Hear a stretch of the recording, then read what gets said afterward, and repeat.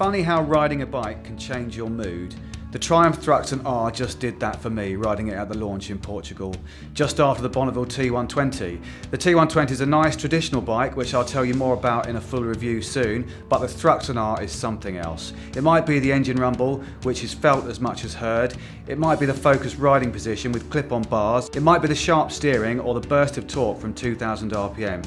Probably it's all those things. They tell you, engage your brain, you are now about to go for a thrash. Like the T120, it's got a new 1200cc liquid-cooled parallel twin engine, but it feels completely different to the T120s. It's what Triumph calls the high-power version, where the T120 is the high-torque one. But no one seems to have told it. The high power's there, and so's the high torque. At 50 miles per hour in fourth, which is about 3,500 RPM, rolling on the throttle brings decisive acceleration with a good bark from the exhaust, and it's only just getting started with peak power of 97 horsepower at 6,750 RPM, just below the 7,000 RPM red line. It's not ridiculously fast, but it's a bike that seems easy to ride at a good pace. There's a temptation to thrash it for all that power, but when you don't, it's still fast.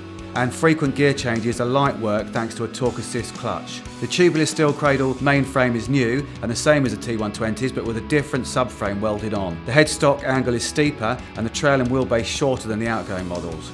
Triumph seem to be one of the few manufacturers left who still quote dry weight figures. At 203 kilograms, the Thruxton R doesn't look especially lightweight on paper despite that tactic, but you're definitely not thinking about the weight as you ride it. The front end feels stable, easily directed and confidence inspiring, with a good sense of connection to the tyre through the low bars. It's got an R in the name because it's the high spec version with monoblock Brembo front brake calipers and a fully adjustable Olin shocks, twin shocks and upside down big piston shower forks. It's firm and sporty with good feedback from the tyres, which are also different.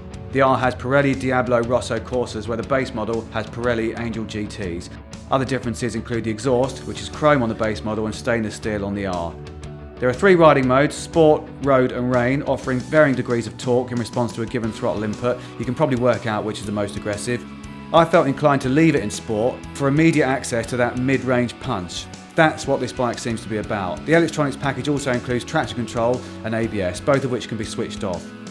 Although the engine sometimes makes itself known through the bars and seat, the vibes fade away at motorway speeds in 6th. Part of the Thruxton R's character clearly lies in its styling and quality of finish, and for the most part it's impeccable. The polished top yoke is really nice and the radiator is discreet enough for the untrained eye to miss, with the hoses tucked away. The tank is beautifully proportioned, long, sleek and narrow, and complemented by the brushed stainless steel strap and Monza type filler cap, which classic bike geeks may notice opens the wrong way round. Underneath it is a more conventional looking filler cap with a lock. A few details seem to fall short. The brackets attached to the front mudguard to the forks look like aluminium but are plastic.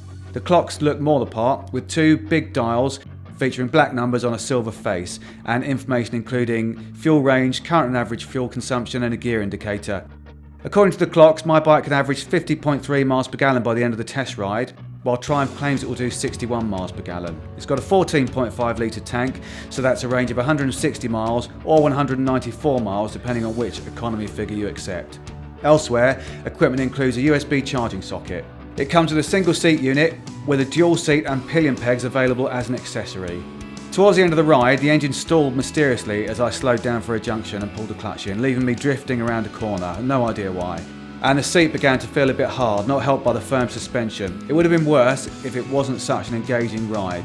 That's the point of the Thruxton R. It's a consuming experience from the moment you get on to the moment you get off, with its noise, torque, handling and looks. Like the R9T, it's a union of classic style and character with modern components and performance. With the list price £200 less than the R9Ts and traction control and riding modes where the R9T has none, it's a big new problem for the German bike.